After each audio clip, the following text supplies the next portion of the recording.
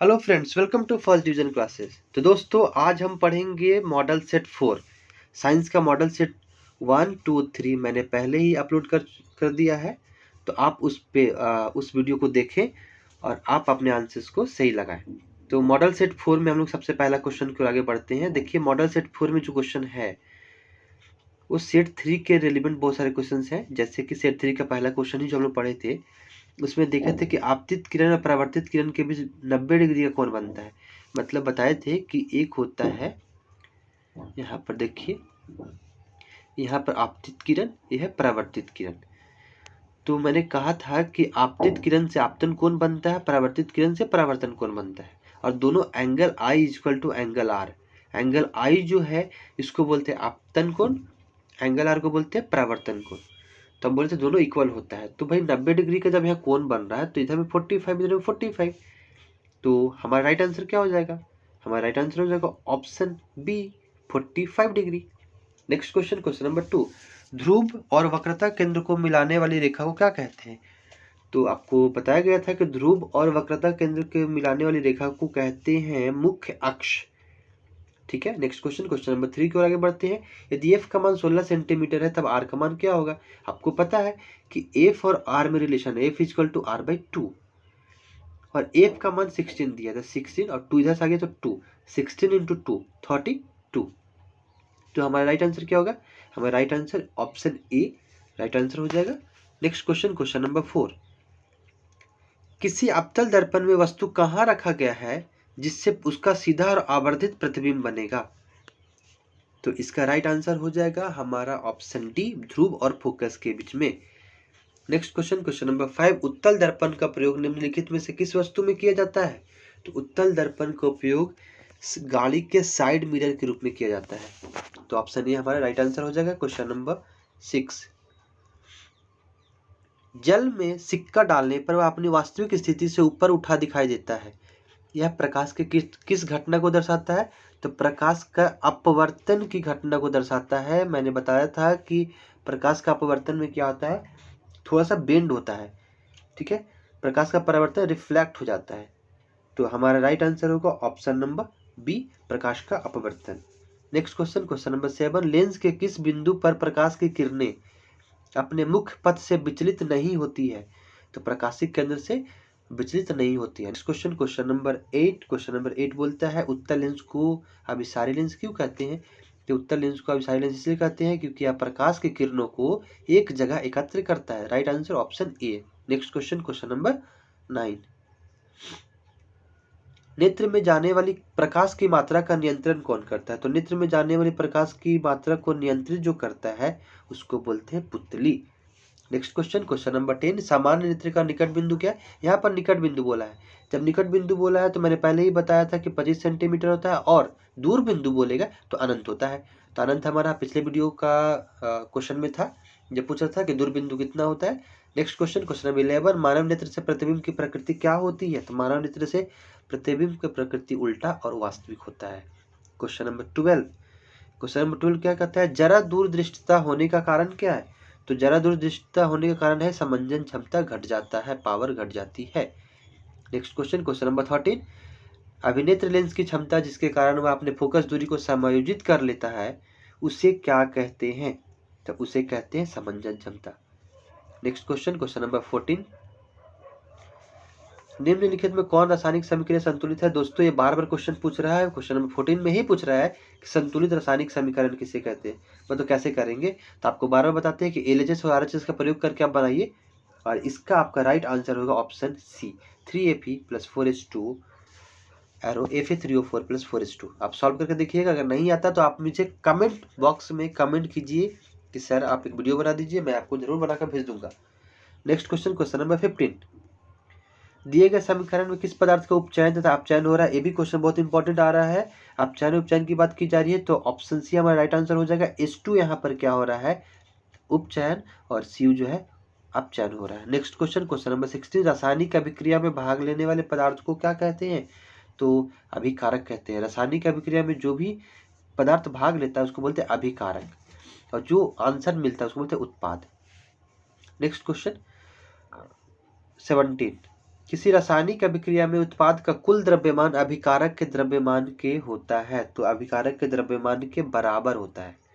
Question number 18, CH4 + 2O2 arrow CO2 + 2H2O plus ऊर्जा एक किसका उदाहरण है भाई? ये किस प्रकार की अभिक्रिया है? तो यह है ऊष्माक्षेपी अभिक्रिया, क्योंकि ऊष्माक्षेपी में आपको ऊर्जा निकलता है। Next question, question number 19, A+ अम्ल एरो लवण प्लस कार्बन डाइऑक्साइड प्लस जल। आपको पता है कि ए क्या होगा? तो ए हमेशा कार्बोनेट होगा, क्योंकि कार्बोनेट ही जो है अभिक्रिया करता है जब अम्ल से, तो बन जाता है कार्बन डाइऑक्साइड और जल। तो ऑप्शन सी आपका राइट आंसर हो जाएगा। क्वेश्चन नंबर 20, निम्नलिखित में से किस पदार्थ में नीला पत्र डालने पर वो लाल नहीं होएगा? तो NaOH को डालेंगे तो लाल नहीं होगा। नेक्स्ट क्वेश्चन, क्वेश्चन नंबर 21, दिए गए किस लवण में क्रिस्टलीकरण का जल मौजूद है? तो ऑप्शन सी हमारा राइट आंसर होगा, CaSO4 × 5H2। हमने बताया था क्रिस्टलीकरण जब भी बोलेगा तो 5H2 को ध्यान रखिएगा, ये आपका राइट आंसर हो जाएगा। क्वेश्चन नंबर 22, जल की अस्थायी कठोरता दूर करने में किस लवण का प्रयोग किया जाता है? NaCl तो नमक है, NaCl3 ये रॉन्ग है, यहाँ पे होगा Na2CO3 और ये हमारा आपका राइट आंसर हो जाएगा। नेक्स्ट क्वेश्चन, क्वेश्चन नंबर 23, जल की उपस्थिति में हाइड्रोक्लोरिक अम्ल अपना अम्लीय गुण प्रदर्शित करता है, क्यों? क्योंकि उसमें H+ आयन उपस्थित होता है। तो हमारा राइट आंसर क्या होगा? हमारा 23 का राइट आंसर हो जाएगा ऑप्शन बी। पदार्थ ABCD में pH का मान 2, 4, 7, 14 है, तो पदार्थ में क्षारक कौन? हमने बताया था कि ये है pH स्केल, और 7 से जो बिलीव होता है उसको एसिड बोलते हैं, और 7 से अबव जो होता है उसको बेस बोलते हैं। तो 7 से अबव यहाँ पर हमको 14 ही दिख रहा है, तो 14 जो है डी का वैल्यू है, तो डी हमारा राइट आंसर ऑप्शन डी।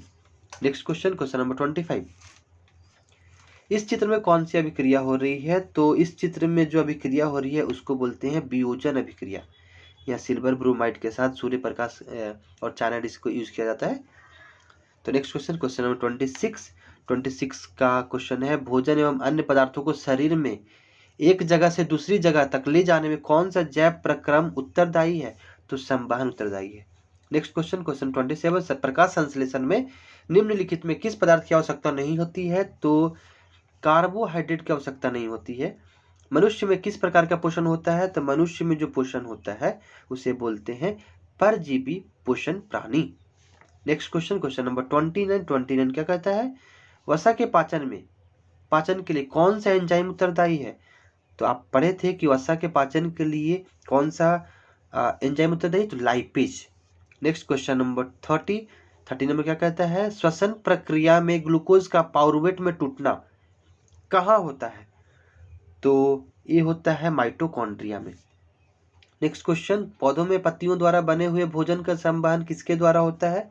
हमारा राइट आंसर फ्लोएम होता है, फ्लोएम द्वारा संवहन होता है पत्तियों में भोजन का।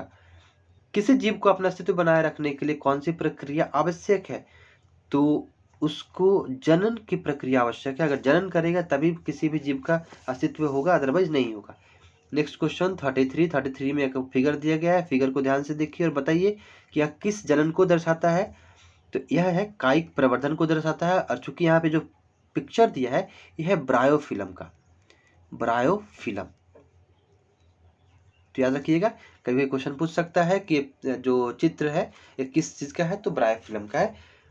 नेक्स्ट क्वेश्चन, क्वेश्चन नंबर 34, बीज में भ्रूण होता है जो उपयुक्त परिस्थितियों में नवोद्भिद में विकसित हो जाता है, इस प्रक्रम को क्या कहते हैं? तो इस प्रक्रम को हम बोलते हैं अंकुरन, और अंकुरन के बाद ही पेड़ या पौधा बनता है। गर्भाशय की किस भाग में निषेचन होता है? तो गर्भाशय की डिंब वाहिनी में निषेचन होता है, और यह मुख्यतः औरतों में ही पाई जाती है या फीमेल जंतुओं में पाई जाती है। नेक्स्ट क्वेश्चन 36, जल विद्युत संयंत्र के लिए निम्नलिखित में से कौन सा सत्य है? तो ऑप्शन सी हमारा राइट आंसर है, इस संयंत्र के निर्माण से पारिस्थितिक तंत्र नष्ट हो जाता है।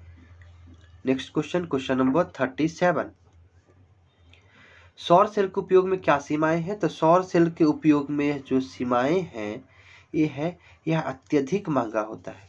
नेक्स्ट क्वेश्चन, क्वेश्चन नंबर 38, नाभिकीय ऊर्जा के उपयोग की क्या सीमाएं हैं? तो नाभिकीय ऊर्जा की सीमाएं जो है, नाभिकीय अपशिष्ट भंडारण की समस्या उत्पन्न हो जाती है। नेक्स्ट क्वेश्चन, क्वेश्चन नंबर 39, निम्नलिखित में से कौन ऊर्जा स्रोत का उपयोग करना पर्यावरण के लिए सबसे अच्छा है? तो सबसे अच्छा CNG है, कॉम्प्रेस्ड नेचुरल गैस, और LPG का full form liquid petroleum gas. लकड़ी आप जानते हैं पेड़ पौधे से मिलता है, कोयला जानते हैं लाखों करोड़ों वर्ष लगने के बाद जीवों के अवशेष से प्राप्त होता है, जिसको जीवाश्म ईंधन भी कहा जा सकता है। नेक्स्ट क्वेश्चन, क्वेश्चन नंबर 40, निम्नलिखित में से किस विद्युत संयंत्र में जीवाश्म ईंधन का उपयोग होता है? तो जीवाश्म ईंधन का उपयोग होता है ऑप्शन ए, तापीय विद्युत संयंत्र, इसमें जीवाश्म ईंधन का प्रयोग होता है। अगर वीडियो आपको अच्छा लगा हो तो प्लीज़ हमारे वीडियोस को लाइक करें, शेयर करें और कमेंट जरूर करें। और नेक्स्ट वीडियो देखने के लिए आपको नेक्स्ट वीडियो में फिर से मिलेंगे, तब तक के लिए गुड बाय।